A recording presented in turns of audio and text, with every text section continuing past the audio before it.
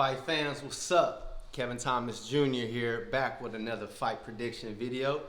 Thanks for coming to my channel. I appreciate the support. So this video, I'm going to break down the fight between Merab Dvalishvili versus Petr Yan. Okay, first thing that stands out for me is Merab's wrestling. Now we know Yan is pretty good at takedown defense, but the fights he has lost, aside from O'Malley, Aljamain Sterling, someone who wrestles a lot and is also training partners with Merab. Now I want to point out that the first fight between Aljo and Yan, Aljo had a lot of volume, right? Constantly hitting, looking for the takedown, kicks, punches, just constantly on the attack, and he tired out. But the reason I touch on that is because, mind you, Aljo and Merab are training partners. That style that I said Aljo used in the first fight versus Yan, that's actually a style fit for Merab. Merab does that excellent. Constant pressure. You got to worry about the takedown. Coming forward. And I believe he has a more effective style in regards to that activity and takedown, more so than Aljo. Aljo's dominant on the back, but we're not here to talk about Aljo. We want to focus on Merab. This is where I think Merab actually has a great chance to victory. He's shorter than Yan. Yan has good takedown defense, but he's typically fighting against guys taller than him who have a longer ways to go to get underneath Yan. Merab's not going to have that problem. Merab is going to be eye level, slightly below. I believe he's giving up an inch to Yan, but when he goes for that single leg and that double leg, he's going to be way down low, something that Yan may not be too comfortable with in the fight because I'm sure he's typically the shorter man.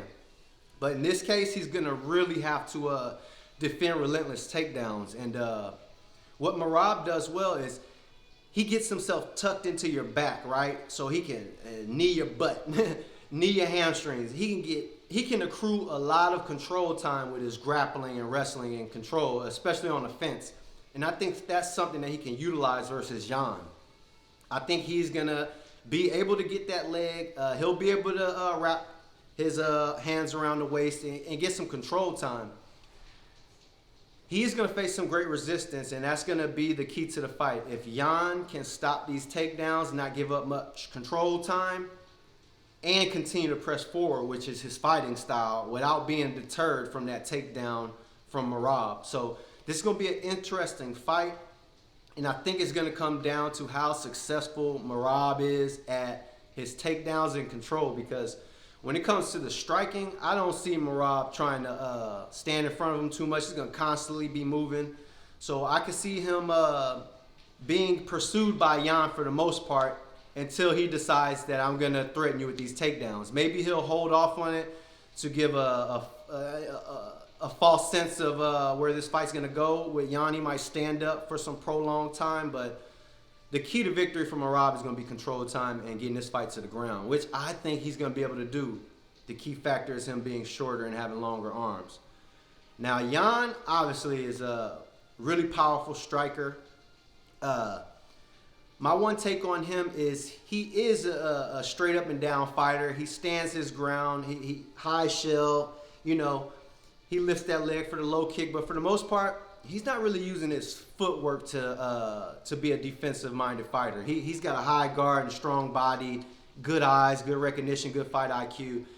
And so I think that's going to be a detriment to him in this fight because of, I believe, Merab's takedowns will be so accurate and so quick that Yan's going to have to really react. And if he overreacts to the takedown, he's going to leave himself open, you know, to get scored on offensively from Merab. So I personally feel that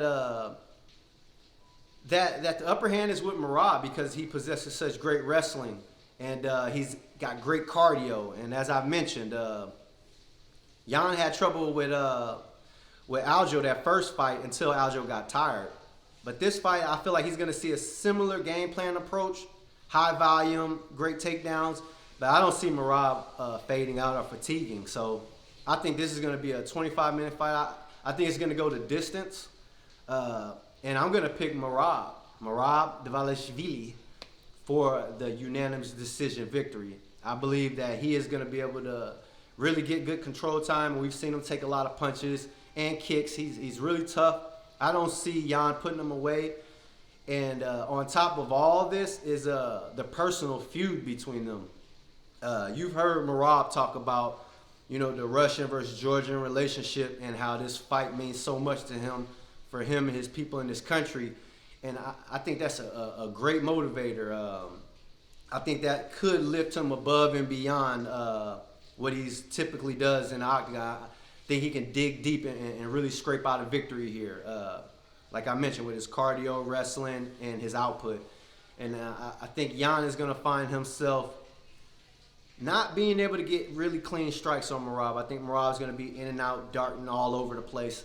I think that's going to frustrate Jan. I think Jan is going to get on the pursuit even heavier than he typically does, and he's going to leave himself open to the clinch. And I think Merab has the advantage. So I know most people really believe Jan is going to win, but I'm going to go opposite of that. I'm going to go with Merab. And I think him having the camp experience with Aljo in preparation for Jan, I think it's going to pay dividends here.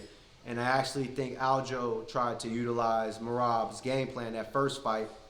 It didn't work out for him, but you know, he came home with the belt, and arguably he won a lot of rounds. And I think Merab can implement that game plan even better.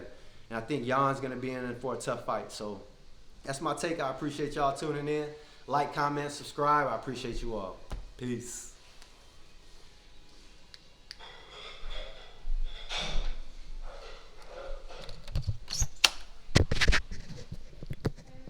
Yo.